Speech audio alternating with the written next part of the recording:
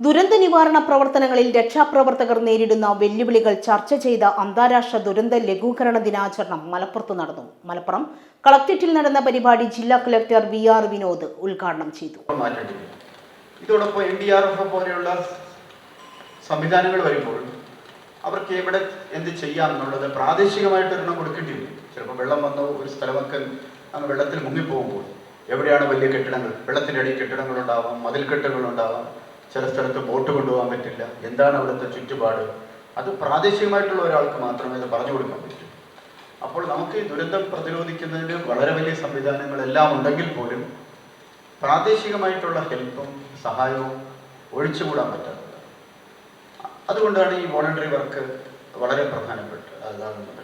അപ്പോൾ ഇതിനു വേണ്ടി ആപ്തമിത്രയിൽ ചേർന്ന് നിങ്ങളെല്ലാവരും മാതൃകാപരമായ പ്രവർത്തനമാണ് കാണിച്ചത്. ആഗോളതലത്തിൽ ദുരന്ത സാധ്യത ലഘൂകരണ സംസ്കാരം വളർത്തിയെടുക്കുന്ന ലക്ഷ്യത്തോടെ ഐക്യരാഷ്ട്രസഭയുടെ സംയുക്ത തീരുമാനപ്രകാരം ആരംഭിച്ചതാണ് അന്താരാഷ്ട്ര ദുരന്ത ലഘൂകരണ ദിനാചരണം. ദുരന്ത ലഘൂകരണ പ്രവർത്തനങ്ങളിൽ ലോകം കൈവരിച്ച നേട്ടങ്ങളെ ഓർത്തെടുക്കാനുള്ള അവസരമാണ് ഈ ദിനം. സുസ്ഥിരമായ ഭാവിക്കായി യുവതലമുറയെ ശാക്തീകരിക്കുക എന്ന ആശയമാണ് ഈ വർഷത്തെ അന്താരാഷ്ട്ര ദുരന്ത ലഘൂകരണ ദിനം മുന്നോട്ട് വയ്ക്കുന്നത്. ഈ ആശയത്തെ മുൻനിർത്തി സംസ്ഥാന ദുരന്ത നിവാരണ അതോറിറ്റിയും ജില്ലാ ദുരന്ത നിവാരണ അതോറിറ്റിയും മലപ്പുറം ജില്ലാ ഫയർഫോഴ്സ് വകുപ്പും സംയുക്തമായി ജില്ലയിലെ ആപ്താമിത്ര അംഗങ്ങളിൽ നിന്നും തിരഞ്ഞെടുത്ത 10 പേർക്ക് ബാഡ്ജ് ഓഫ് ഓണർ നൽകി. ജില്ലാ കളക്ടർ ചടങ്ങിൽ ആദരിച്ചു.